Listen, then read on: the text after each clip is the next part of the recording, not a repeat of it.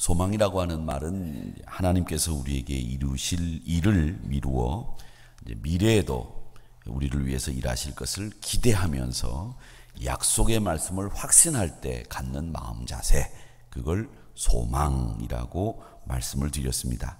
그러니까 하나님의 일하심과 약속의 말씀에 근거한 하나님께서 우리에게 주실 사역, 그것을 기대하는 마음, 이게 소망이다, 이렇게 말씀을 드렸습니다. 물론 희망이라고 하는 말도 쓰고 있지만 이 희망이라고 하는 말은 소망이라는 말과 다릅니다 라고 그 차이를 말씀을 드렸습니다. 물론 신학에서도 희망이라고 하는 말을 쓰기는 합니다. 독일의 몰트만 교수, 우리 교회 협동 목사님이신 유석선 교수님이 독일에 가서 공부를 하셨던 스승이시기도 하고, 지금 살아계신 신학자 중에서는 가장 우리에게 영향력을 많이 미치는 교수님이 몰트만이라고 하는 교수님입니다. 불트만이라고 하는 분과 몰트만이라고 하는 두 분이 신학계에 가장 영향을 많이 미친 교수님이신데, 이 몰트만이라고 하는 교수님이 희망의 신학이라고 하는 말씀을 제일 먼저 쓰셨습니다. 이 희망의 신학이라고 하는 것을, 이 책을 누가 번역했느냐면 저희 선배이신 이신건 교수님이라고 하는 분이, 책 선전이 될런지 모르겠습니다만 여러분 사서 안 읽으셔도 됩니다. 이 교수님이 번역을 하셨는데 연세대학교에 있는 모 교수님이 번역한 책보다 훨씬 더 잘 번역을 하셨습니다. 그래서 이 책이 희망의 신학 중에서는 제일 한국어로 잘 번역된 책인데, 이 희망의 신학, 호프능이라고 하는 이 희망이라고 하는 말이 신학계에서도 쓰인다라고 하는 말씀을 드렸는데, 이 희망이라고 하는 말은 이 신앙 안에서는 우리가 흔히 쓰는 말로 소망이라고 불러야 된다, 이렇게 분명하게 정의를 내립니다. 희망이라고 하는 말은 이루어질 것을 기대하는, 지금은 없지만 이루어질 것을 기대하는 마음이 희망이다, 이렇게 말씀을 드렸습니다. 자, 그러면 저희들이 이 신앙생활하고 또 이 교회 안에서 제일 중요한 단어가, 목사님은 지금 소망이라고 말하고 있지만 사실은 사랑 아닙니까? 사랑이 교회에서는 가장 소중한, 하나님이 우리를 사랑하셨기 때문에 아들을 주셨고, 또 우리가 서로 사랑해야 되고, 이 사랑에 관해서 이야기를 하고 제일 중요하다고 강조해야 되는데 왜 소망이 중요합니까? 왜 한 해 표어가 될 수 있겠습니까? 이렇게 말씀하실 수도 있을 겁니다. 그런데 베드로전서 3장 15절 말씀과 16절을 여러분들이 같이 오늘 읽었는데, 이 말씀에서는 뭐라고 얘기를 하느냐 하면, 너희들 소망이 있는 너희들에게, 소망이 도대체 무엇 때문에 그런 소망을 가지고 너희들이 즐겁게 살고 있느냐, 이렇게 분명히 물어오는 사람들이 있다는 겁니다.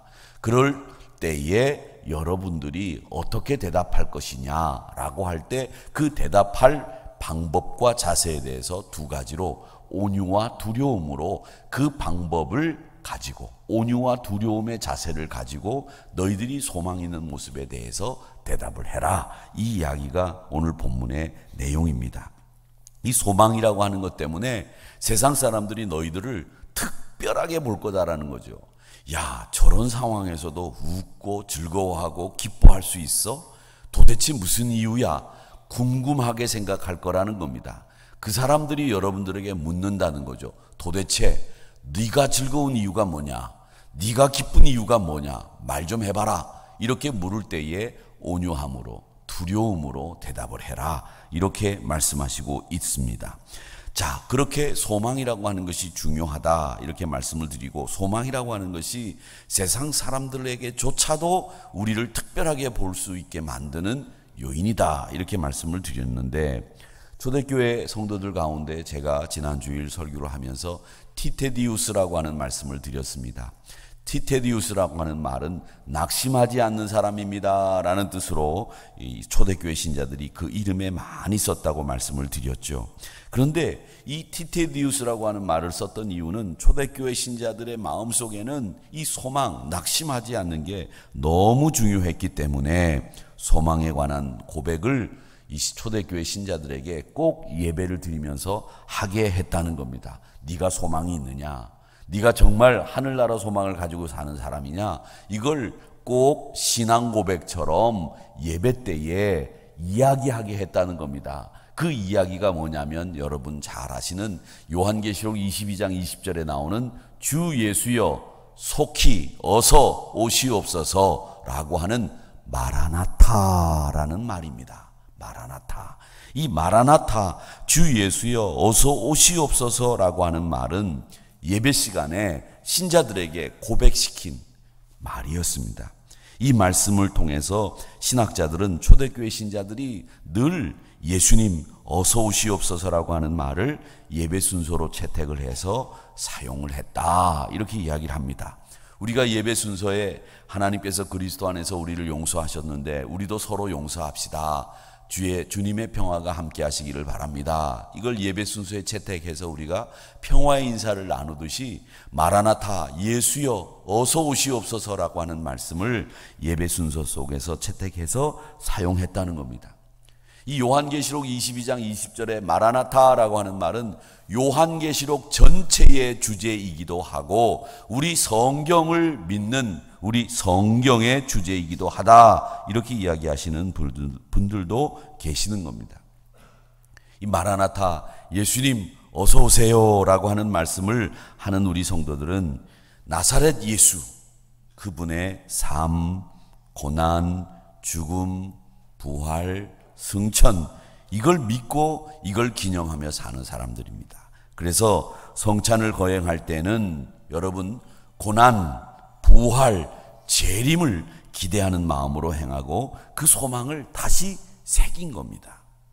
고린도전서 11장 26절 말씀에 보면 그 얘기가 나오죠. 너희가 이 떡을 먹으며 이 잔을 마실 때마다 주의 죽으심을 그가 오실 때까지 전하는 것이라. 이 말을 통해서 바울은 뭘 얘기하고 있느냐면, 여러분 잘 아셔야 됩니다. 예수님이 너희와 함께하고 너희 교회에 있다. 예수님이 우리 교회에 있다는 거예요. 너희와 함께 있다는 거예요. 그런데 언제 있느냐? 네가 주를 소망하고 전폭적으로 신뢰하고, 그리고 네가 주님의 말씀을 확신할 때 언제나 너와 함께 하신다. 우리 주님이 나와 함께 하시고 내가 주님의 말씀을 전폭적으로 신뢰할 때 주님이 우리와 함께 하신다는 거예요. 그러면 너희들 이제 주님이 함께 계시다고 하는 확신을 가지면 당당해라. 고난 정도는 극복하고 헤쳐나가라. 이 말씀이 바울이 한 말씀. 이 고린도전서 15장에서 그가 만찬을 이야기하시면서 하신 말씀이 바로 그겁니다. 네가 주님이 주신 소망으로 무장하고 있다, 약속하신 말씀을 확신하고 있다, 그러면 주님이 너 가운데 계셔, 우리 교회 가운데 계셔.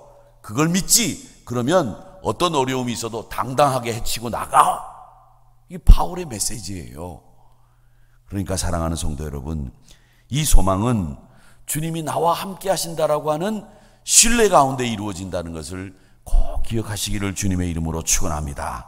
그래서 그걸 우리가 성찬을 통해서, 성찬을 거행하면서 주님 다시 오실 때까지 전하는 거다, 이 얘기를 하고 있는 겁니다. 그러니 여러분 생활 속에서 항상 우리의 소망이 뭔지를 밝히 알려주시는 여러분들이 되시기를 주님의 이름으로 축원합니다. 그런데 어떤 분들은 이런 생각을 해요. 소망이 성공을 향해서 가라는 응원처럼 생각하시는 분들이 계세요. 가능성, 너는 뭐든지 할 수 있다, 확신, 그걸 갖기 위해서 응원하는 말이 소망 아니냐, 이렇게 생각하기가 쉬워요. 여러분, 그 확신을 갖기 위해서 쓰는 예화 중에 많이 쓰는 예화가 있죠. 그 예화가 뭐냐면 우유에 빠진 두 마리 생쥐 이야기입니다. 이 이야기가 어디서부터 시작됐는가 제가 이렇게 조사를 해봤더니 If You Can Catch Me라고 하는 영화가 있었어요. 네 가능하면 나 잡아봐 라는 영화인데, 희대의 사기꾼으로 등장하는 어떤 사람이 있었는데 그 친구가 비행기 기장, 의사, 이런 가짜 비행기 기장, 의사 노릇을 하면서 FBI가 찾아다닙니다. 결국 붙잡혀가지고 이 위조 수표를 발행하는데, 이 아버지가 에브그네일이라고 하는 사람이었는데, 이 사람이 어떤 동호회에서 주는 상을 받을 때 그 아버지가 나와가지고 한 대사 가운데 이 얘기가 나오더라고요. 두 마리 생쥐가 우유에 빠졌는데 한 마리는 포기하고 거기 우유에 빠져 죽었습니다. 그런데 한 마리 우유는 살기 위해서 열심히 발을 저어가지고 그 우유를 버터로 만들어서 살아남았습니다 라고 하는 이야기죠. 아주 유명한 이야기죠. 그런데 이런 얘기가 또 하나 있더라고요. 제가 쭉 조사를 해보니까 이어령 씨 글에도 이 얘기가 나옵니다. 실수로 빈 우물에 늙은 나귀가 빠졌어요. 주인이 이렇게 보니까 늙은 나귀가 저기 빈 우물에 빠졌어요. 물도 안 나오는 우물에 빠진 거죠. 게다가 빠진 것은 뭐냐면 늙은 나귀가 빠진 거예요. 에이, 이 우물 우리 손주가 커가지고 걸어다니다가 빠질 수도 있고 물도 안 나오니까 메워야 되겠다고 생각했는데 마침 저 늙은 나귀 어떻게 처리할까 고민했는데 저 늙은 나귀가 마침 저기 빠졌으니까 흙으로 메워버려야 되겠다 생각을 하고 이 주인이 이 빈 우물에 빠진 늙은 나귀를 그냥 묻어버리려고 우물을 흙으로 메웠습니다. 열심히 메웠어요. 안에 들여다보지 않고 메웠는데 다 메우고 나니까 거기서 나귀가 기어 나오는 거예요. 깜짝 놀랐어요. 주인이 이렇게 보니까 나귀가 말이죠. 어떻게 했느냐면 흙이 묻으려고 흙이 쏟아지잖아요. 그럼 등 위에 흙이 이렇게 쏟아지면 흙을 탁탁 털고 그걸 다져요. 자기가 막 다져 흙을. 그리고 그 위에 또 서. 그리고 흙이 또 떨어지면 또 흙을 탁 털고 그 흙을 또 다져. 그러니까 흙이 점점 이 부어질 때마다 그 흙을 딛고 서가지고 다 흙을 메우니까 탁탁 털고 나귀가 나오더라는 거예요. 주인이 그리고 흙을 붓던 거기 그 집안 사람들이 깜짝 놀란 거예요. 발밑에 켜켜이 쌓인 흙을 다지고 또 다져서 그 흙을 타고 위로 올라온 나귀는 목숨을 건졌다는 얘기죠. 이런 이야기들은 우리에게 많은 것을 시사합니다. 창조적인 생각, 지혜로운 생각, 이걸 하지 않으면 우리 함정이나 구덩이를 만나는 우리 인생길에서 살아날 수 없다라는 교훈을 주겠죠. 또 어떤 분들은 절망적인 상황에서 우리 희망을 누구도 뺏어갈 수 없다, 이런 이야기를 할 때 이런 예화들이 필요할 겁니다. 자신의 의지를 꺾지 않겠다라고 하는 모습을 보여주는 예화이기도 합니다. 근데 여러분, 소망이라고 하는 것은 자기 의지를 꺾지 말라고 하는 얘기가 아니에요. 창조적인 생각을 하라는 얘기가 아니에요. 소망이라고 하는 것은 그냥 여러분 낙관적인 생각을 하세요, 이 말씀을 드리는 것도 아닙니다. 자칫 잘못하면 소망이라고 하는 것은 낙관적인 생각하시고 의지를 꺾지 마시고 창조적인 생각하시고 지혜로운 생각을 하셔야 되는 겁니다, 이렇게 이야기가 끝날 수 있다는 거죠. 그건 인문학자들이나 유튜브에 나오는 유명한 강사들이나 할 수 있는 이야기고요. 성경이 우리에게 이야기하는 소망은 너희들의 강한 의지를 꺾지 말라라는 얘기가 아니에요. 창조적인 생각을 하라는 얘기가 아니란 말이죠. 우리의 소망이 어디 있는지를 분명히 알고 그 소망의 실체가 뭔지를 기억하고 그 소망을 이루어가는 삶, 그게 우리의 진짜 소망입니다 라는 얘기를 이 성경은 우리에게 하고 있어요. 우리가 성공을 향해서 가는 사람들입니까? 아닙니다. 저는 성공을 향해서 가는 사람들이 아니라 우리는 승리를 향해서 가는 사람인 줄 믿습니다. 여러분, 성공이 아니라 승리입니다.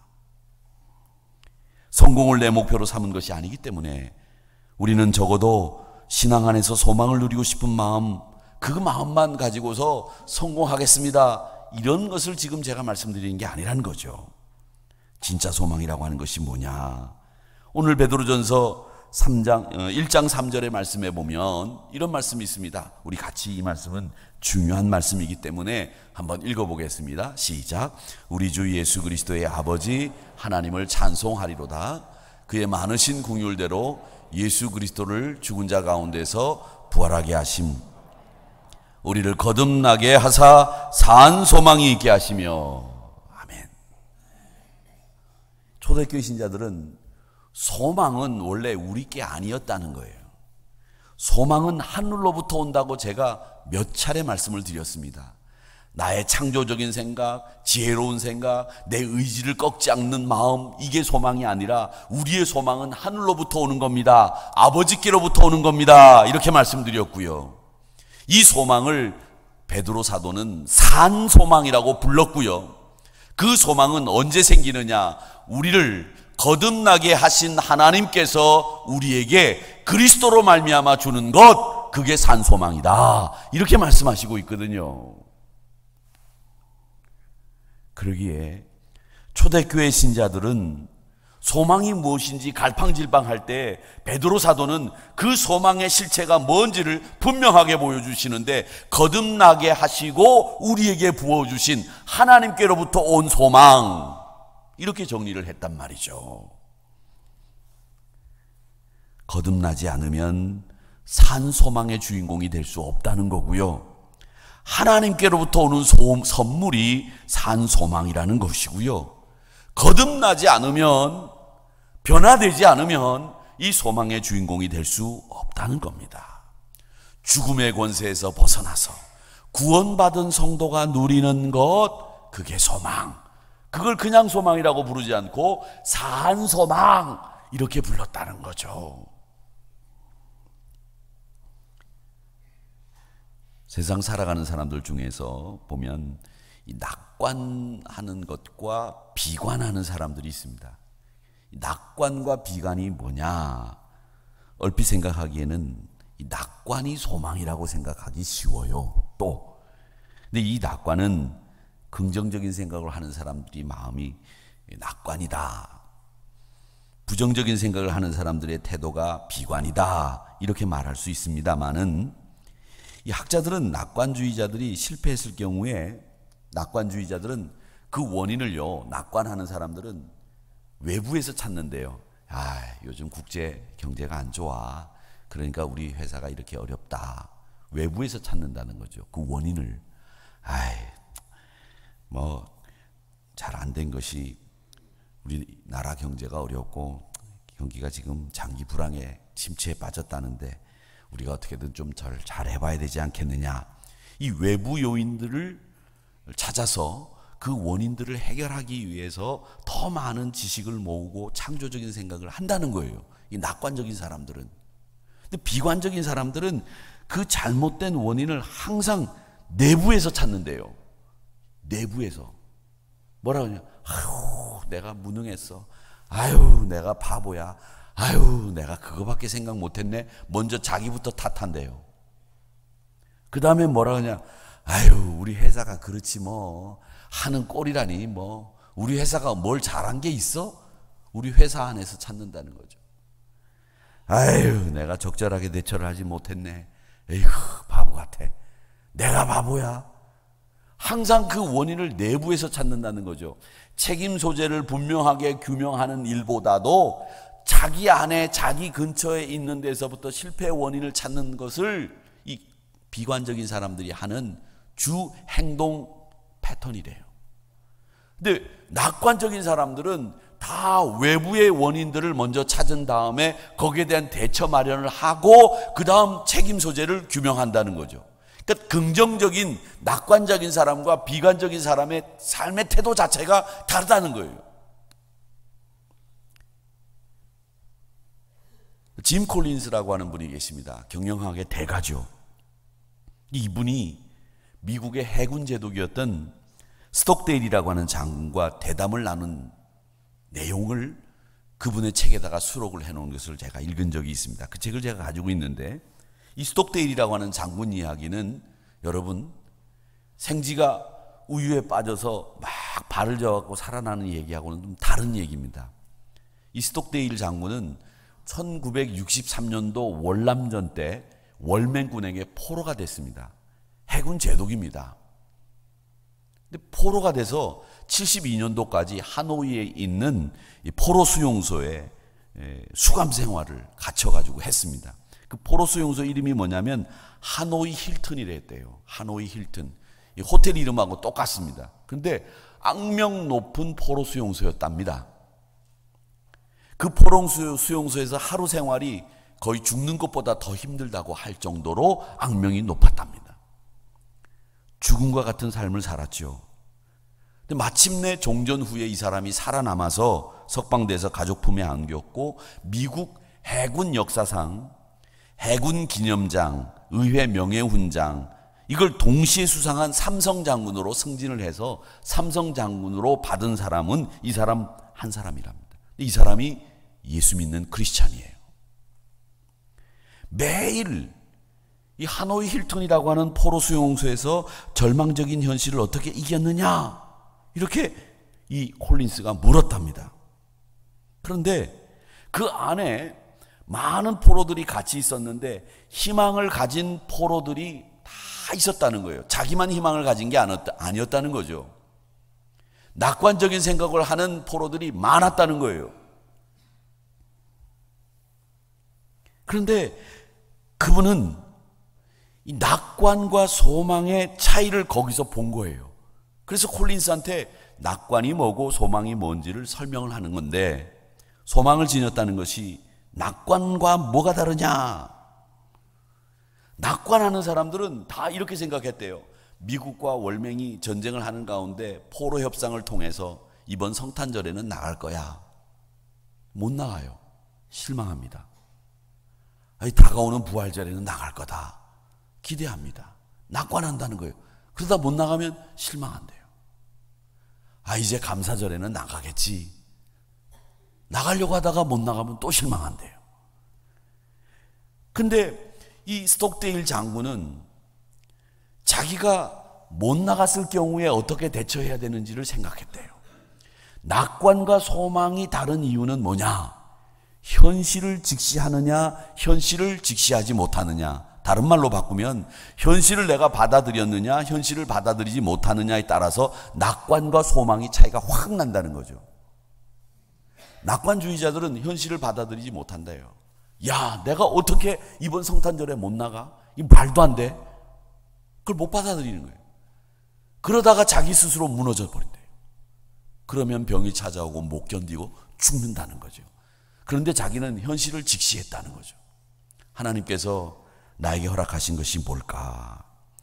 그래서 자기는 못 나갔을 경우에 그 비탄한 마음, 상실감을 극복하기 위해서 부단히 말씀 읽고 기도하고 하나님을 의지하는 마음을 잃지 않기 위해서 요셉의 이야기를, 야곱의 이야기를 늘 묵상하면서 그 현실 앞에서 넘어지지 않으려고 산소망의 주인공이 되려고 애를 썼다는 거예요.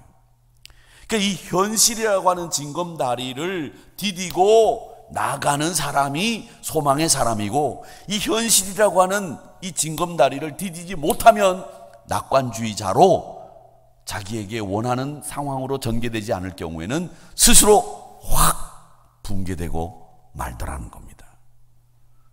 그래서 진짜 소망 있는 사람들은 이 현실이라고 하는 징검다리를 디디면서 소망의 자리로 간다는 거예요.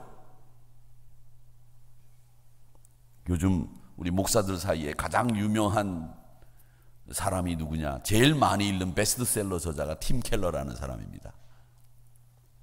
이분이 이런 얘기를 했습니다. 우리는 모든 소망을 그리스도의 최종적인 구원, 재림, 그 미래에 우리의 소망을 온전히 두어야 합니다.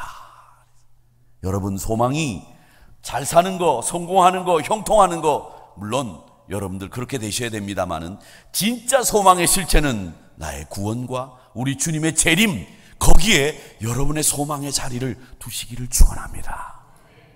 그래야 여러분들이 현실이라고 하는 것을 징검다리로 삼고 소망의 자리로 갈 수 있어요. 그렇지 않으면 낙관주의자에 지나지 않고, 여러분 지금 이 신년 특별 새벽 기도를 통해서 여러분이 낙관주의자로 변모되는 것에 지나지 않게 되고 맙니다. 여러분 낙관주의자 되시겠습니까? 아니지 않습니까? 산소망의 주인공이 되셔야 됩니다. 현실이라고 하는 것을 징검다리로 삼고 우리 주님이 나를 구원하시고 우리 주님이 다시 오신다고 하는 최종적인 이 소망을 가지고 살아가는 사람들이 되어야 된다는 거죠. 시편 기자가 뭐라고 얘기했습니까? 정말 어려울 때 낙관주의자들은 야, 힘내, 한 번 더 해봐, 이건 낙관주의자들이 응원하는 목소리예요. 그런데 산소망의 주인공들은 시리에 빠진 사람들에게 뭐라고 얘기하는 줄 아십니까? 하나님 바라봐, 하나님 바라봐, 그렇게 얘기한다는 거예요. 여러분, 힘내라고 얘기하시겠습니까? 하나님 바라보라고 하시겠습니까? 여러분, 하나님 바라보시기를 바랍니다. 힘내라고 하는 말도 필요하겠지만 우리에게 진짜 산소망의 주인공은 하나님 바라보자. 같이 우리 허리띠 졸라매고 하나님 바라보는 게 우리에게는 힘이야, 우리에게 능력이야, 이렇게 얘기할 수 있어야 됩니다. 시편 62편 1절에서 시편 기자는 이렇게 얘기합니다. 나의 영혼이 잠잠히 하나님만 바라며 나의 구원이 그에게서 나오는도다. 오직 그만이 나의 반석이시요 나의 구원이시요 나의 요새이시니 내가 크게 흔들리지 아니하리로다. 넘어지는 담과 흔들리는 울타리와 같이 사람을 죽이려고 너희가 일제히 공격하기를 언제까지 하려느냐. 그들이 그를 그의 높은 자리에서 떨어뜨리기만 꾀하고 거짓을 즐겨하니 입으로는 축복이요 속으로는 저주로다. 나의 영혼아 잠잠히 하나님만 바라라. 무릇 나의 소망이 그로부터 나오는도다. 시편 62편 이 말씀 꼭 기억하세요. 힘내라 응원하는 말씀, 그건 낙관주의자들이 할 수 있는 말이고요. 하나님을 바라라 라는 말은 산소망의 주인공이 아니면 할 수 없는 말입니다. 잠잠히 하나님만 바라는 낙관주의자를 넘어선 소망의 주인공들이 되시기를 주의 이름으로 축원합니다. 소망이 넘치면 고난도 이겨내고 소망이 분명하면 낙심하거나 좌절하지 않습니다. 에베소서 1장 18절에서 뭐라고 말씀하셨습니까? 너희 마음의 눈을 밝히사 그의 부르심의 소망이 무엇이고 성도 안에서 그 기업의 영광의 풍성함이 무엇인지를 알아라, 이렇게 말씀하셨습니다.